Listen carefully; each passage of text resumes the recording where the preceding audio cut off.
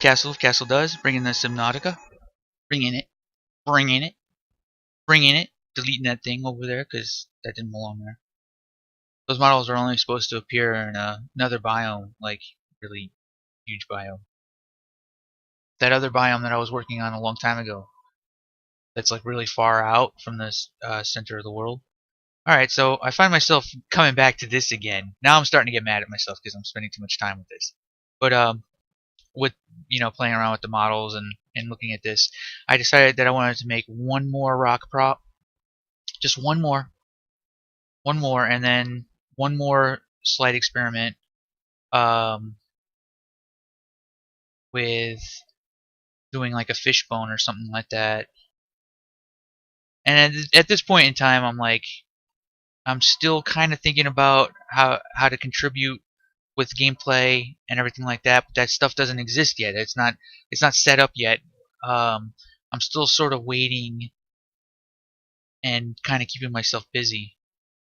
So that's pretty much what you're watching at this point. Is like me just kind of messing around with this area, getting this area finally 100% like with the rock props and stuff. I ended up taking it like more than it should have probably gone. I started doing more of the voxel work with the materials and things of that nature. So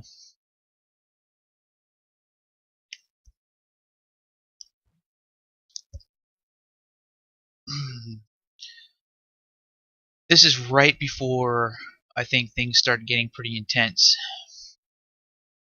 Which actually, it ends up being fairly calm at the moment. And I know it's not going to continue to be this way because very, very freaking soon we have a very, very huge milestone that if you're watching this, you probably already know what it is. It's the release of the game, uh, the first public release of the game. So there's this underlining like holy shitness coming on, but for right now, it's still just a little bit too early before all the madness begins, and I'm kind of just figuring out the overall scope of things. Hmm.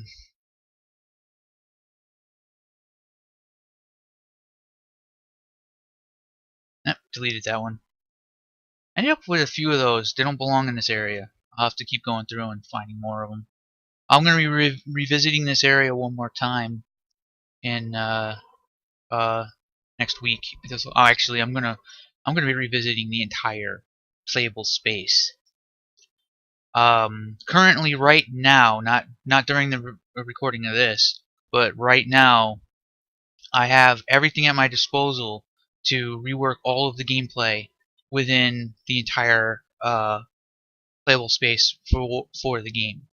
And my intentions are to do a pass on as much as possible with all of the gameplay in mind, fully populating out with creatures and making sure that I coordinate with people. I want to make sure that I coordinate with anyone who's in charge of the AI of the monsters, or I'm calling them monsters, of the fish. And I'm calling them like danger fish, the fish that actually make the world dangerous, which is something that's sorely missing at this point in time.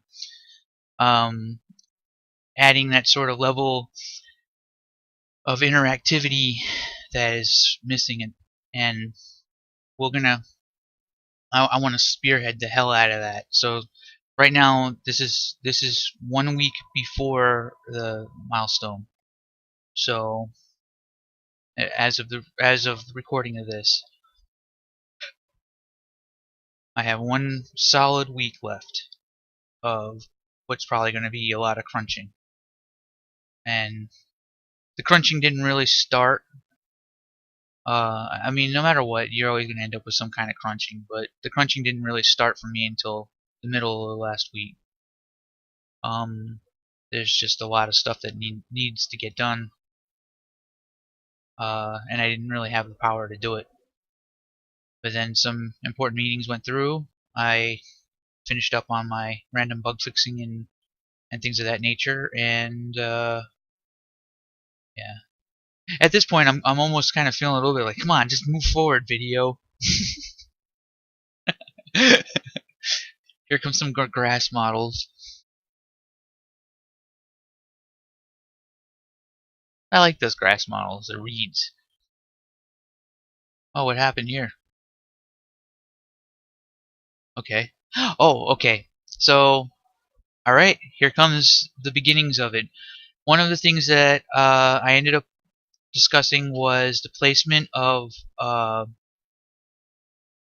the minerals, the items that are used for crafting in the world. And at this point in time is when things start to begin rolling. The ball starts slowly moving forward. So what I have going on right now is a document that I wrote up for the team to see for rules of placement for how each of the minerals are going to be. And what this is right here is a quartz deposit, and this is more of an experiment. This isn't actually how things ended up going. Is whenever you see a hydrothermal vent with sort of like a green material, then you find quartz there. So anytime that the player sees sort of like a weird cracks in the ground and there's sort of like a hydrothermal vent like coming straight up, then you're going to find quartz. And having these sort of like landmarks for each of the different uh, minerals, the crafting items. I just call them crafting items. Uh, however, right now it's a little bit more complicated than that at this point in time, though. Like,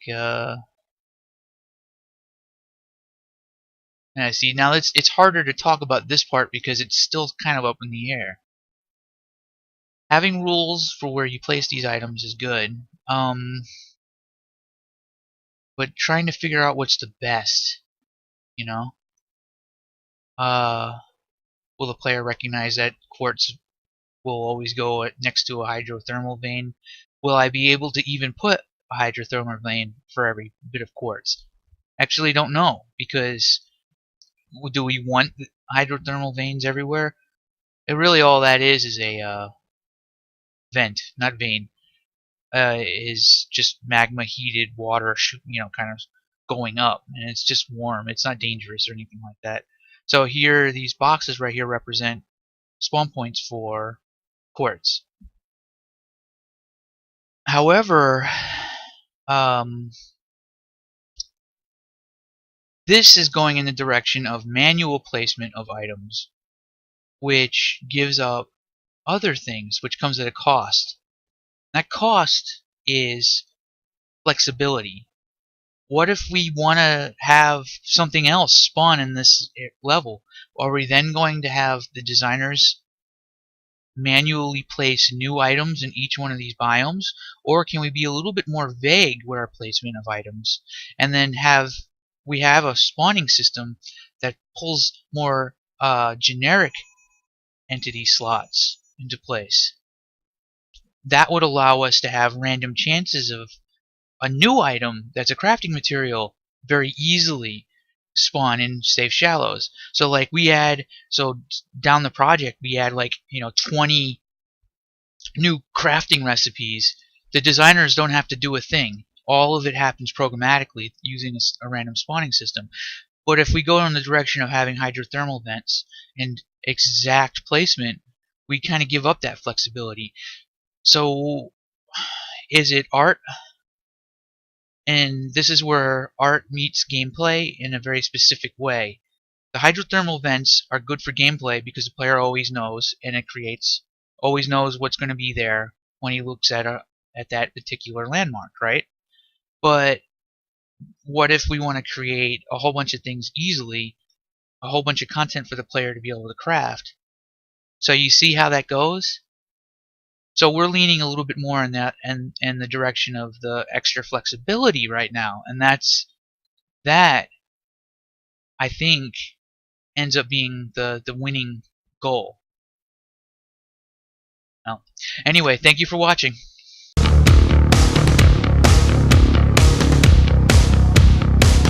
Have a taste of the world, it's all for sale. Just